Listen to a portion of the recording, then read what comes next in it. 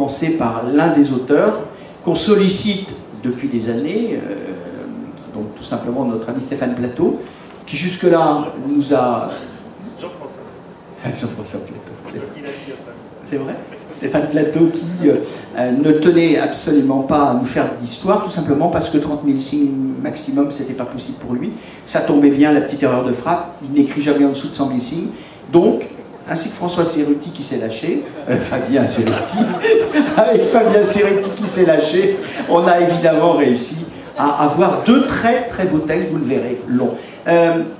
C'est vraiment le problème de la longueur qui vous avait empêché, Stéphane Plateau, de participer jusque-là à cette anthologie? Non, non, ça dépend si retard ça compte dans longueur en fait. C'est plutôt que j'essaie de me battre pour sortir un tome tous les 2 ans et que c'est assez difficile d'en plus s'arrêter pendant 1 mois, 2 mois, voire 3 mois pour écrire un autre texte et malgré tout tenir les délais. Donc c'est le problème quand on est dans une série et qu'on a un métier à côté, comme beaucoup d'écrivains. Il ne faut juste pas faire l'erreur de faire une série. Mais là, ce qui a changé, c'est que tu m'as dit que j'avais pas le choix en fait. À un moment donné, on punit les auteurs, ils ne viennent plus aux imaginaires. Non, je plaisante. Non, mais c'est vrai que ça fait des années qu'on sollicitait Stéphane pour qu'il nous fasse une nouvelle. Et bon, on peut refuser 1 fois, 2 fois, 3 fois. La 4e, ça aurait été de mauvaise grâce. Ça aurait été dur. Bon, le texte est vraiment beau. Destination, ça vous a inspiré. Alors, quand on lit vos 2 premiers romans, on voit quand même que le voyage est quand même un élément naturel pour vous.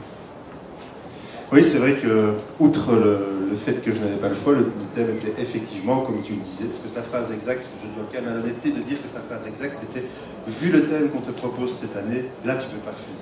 C'est déjà plus subtil que non, tu n'as pas le choix. Mais oui, c'est vraiment un très beau thème, et moi ce qui m'avait frappé, c'était que destination, dedans elle entendait destin. Moi, j'entendais aussi nation et destinée d'une nation. Or, il y avait quelque chose que j'avais, ça tombe bien, que j'avais envie d'écrire, qui était la migration d'un peuple dont on parle dans ma saga, le peuple des Firouanes, qui traverse à un moment le détroit d'une façon surnaturelle pour conquérir l'île du Fintami, un peu comme les peuples successifs ont conquis l'Irlande dans le livre des conquêtes d'Irlande. Et j'avais envie de raconter ça. C'est quelque chose auquel je faisais allusion dans mon tome 2 et que j'avais envie de développer, donc ça tombe en fait très bien. François, décidément, j'y tiens. Fabien Cerruti. Fabien Cerruti, vous avez aussi fait un texte long, un texte de voyage. Vous partez vers la Chine, donc ça nous emmène sur Terre, mais quand même loin. On ne dira pas évidemment au public la chute finale, parce que sinon... Non, ça serait dommage. Mais c'est quand même aussi une autre destination que la Chine, on verra. Vous avez repris un personnage qui est un personnage historique, comme souvent. Peut-être vous en dire un mot ? L'idée, comme d'habitude, est de mélanger l'histoire réelle et la fantaisie, puisqu'il s'agit de Jean de Mandeville, qui est un aventurier explorateur du XIVe siècle, un peu à la Marco Polo, qui a écrit lui aussi le livre de ses voyages, si ce n'est que les historiens actuels considèrent qu'il a inventé une bonne partie de ses voyages, ou plus exactement, il a repris des récits faits par d'autres à son époque. Et j'ai imaginé qu'on pourrait retrouver des feuillets inédits de Jean de Mandeville qui correspondraient, si possible, au monde que j'ai créé autour du Moyen-Âge. Et de fait, dans cette histoire, il rencontre la comtesse de Champagne, qui a du sang elfique dans les veines, et qui l'envoie dans le lointain Orient pour retrouver la race disparue des elfes de Jade et découvrir les secrets dont elle a besoin pour ses propres projets qu'effectivement on ne peut pas révéler, mais qui ont un lien direct avec, comme Stéphane, le sens exact du mot qui nous a été donné, destin, nation, destination. C'est vrai que vous m'avez un peu compliqué la vie les uns les autres en faisant des textes riches, parce que bien évidemment j'avais quand même une petite envie de présenter de façon cohérente vos textes, et donc j'ai choisi de les partager en destin, nation et destination. Mais comme vous le verrez, certains textes mordent un peu, même s'ils ont une dominante. Alors bon, un classement vaut ce qu'il vaut, mais voilà, ce sont vraiment des textes qui mélangent science-fiction et fantasy, soit parce qu'ils ont fait le choix de la fantasy, soit parce qu'ils ont fait le choix de la science-fiction. Quelques-uns d'entre eux, vous le découvrirez, vous croyez quand vous commencez que c'est de la science-fiction et en fait c'est de la fantasy, ou vous croyez que c'est de la fantasy et en fait c'est de la science-fiction. Nos auteurs sont vraiment capables de toutes les audaces. Aurélie Wallenstein, vous êtes le coup de cœur du festival, donc vous n'aviez pas le choix, vous deviez nous faire un texte, vous êtes partie du contrat. Bucéphale au cœur des ombres, alors c'est plus fort que vous, Aurélie. À chaque fois qu'on vous donne un sujet, que ce soit pour un roman ou pour une nouvelle, il faut que vous y mettiez un cheval. Bah oui, voilà les chevaux. Non mais je dis toujours, c'est plus fort que moi, ils apparaissent partout. Là dans le dernier, La mort du temps, a priori, il ne devait pas y avoir de cheval ni de loup, et ils ont fait un caméo, ils se sont imposés. Donc là effectivement, dans la nouvelle, j'avais envie, en fait, le sujet il est quand même assez large. Destination, enfin moi avant de publier des romans, j'ai publié beaucoup de nouvelles. Donc j'ai participé à beaucoup d'appels à texte, donc c'est quelque chose avec lequel je suis assez à l'aise en fait, de répondre à des commandes sur des thèmes. Et l'année dernière, vous m'avez fait un sale coup. Vous m'aviez programmé aux Joutes de l'imaginaire. Les gens ont mis des sujets dans des petits chapeaux et on devait improviser une histoire à partir de thèmes. Je vous jure que là c'était difficile. Il y avait eu l'échangisme dans l'espace, le lapin radioactif. Donc à côté, écrire une histoire sur destination, là il n'y a pas de problème. Donc voilà, j'étais partie sur un sujet, donc j'ai traité de sujets qui m'intéressaient actuellement, et notamment sur la religion.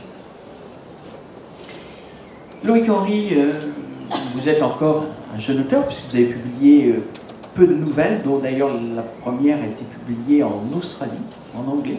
C'est pas la première, mais en effet, il y en a une qui a été publiée en Australie. En Australie, ce qui est quand même incroyable. D'ailleurs, elle va prochainement être publiée. Est-ce qu'il y a déjà eu la confirmation? On peut dire où ou pas? Comme tu veux. Bon, on peut le dire. Allons-y. Dans la revue Galaxy, dans quelques mois, hein, je ne sais pas exactement quand. Mais donc cette nouvelle qui est inédite en France et en français est parue en Australie, avait d'ailleurs été repris dans un best-of. Oui, j'ai eu la chance d'être repris une deuxième fois. Pas de la chance seulement, il ne faut pas toujours être trop modeste. Quand on est dans une anthologie australienne publiée dans le best-of des textes de l'année de la SF australienne qui a pourtant de bons auteurs, c'est quand même assez flatteur et c'est quand même une belle reconnaissance. Alors donc, ce texte paraîtra dans Galaxy, et puis depuis, vous avez écrit 2 romans, le premier Loire, qui a été publié dans une petite maison auquel je rends hommage, même si elle a disparu aujourd'hui, qui s'appelait Griffes d'encre. Tout à fait, je leur rends hommage également. Ah voilà, qui a publié beaucoup de livres et d'auteurs intéressants, dont justement Loïc Henry, et ce roman a été, et il reste donc disponible heureusement, publié, réédité en poche chez Folio SF. Et puis le dernier roman chez Scrinéo, rappelez-moi le titre, Loïc Henry. Alors, Les Océans stellaires. Le Har était déjà un petit peu maritime, mais là je pense qu'il y a peu de chances que j'écrive un roman de science-fiction qui soit plus océanique que Les Océans stellaires. Comment faire un roman de science-fiction qui est un vrai space opéra qui néanmoins parle beaucoup de mer et de profondeur maritime? La remarque qu'on a fait une fois, c'est que c'est un space opéra sans space, puisque en fait les voyages se font via des seuils dans les abysses, donc on peut dire que c'est un nouveau style de water opéra. Bien. Alors évidemment, à partir du moment où vous êtes lancé, vous aimez le space opéra, on vous a proposé Destination, vous n'êtes pas contenté de la Chine, le petit bras, vous n'êtes pas, très beau texte néanmoins, vous ne vous êtes pas contenté d'aller sur une planète au bout du cul du monde, hein, on verra ça avec Jean-François Thomas, vraiment une planète qui ne mérite pas qu'on y débarque, mais vous nous avez entraîné beaucoup plus loin avec une nouvelle qui s'appelle Essaimage. Est-ce que vous pouvez, sans évidemment révéler, en dire quelques mots? Oui, alors je vais parler de la base en fait. La base, c'est la différence, ça peut partir d'une devinette, c'est la différence entre les abeilles et les fourmis. En fait, ce qu'il faut savoir, c'est que les abeilles, en général, quand elles essaiment, elles séparent la ruche en deux. Donc il y a 2 reines, voilà, et donc il y a une colonie qui part avec beaucoup de chances de réussir à s'implanter.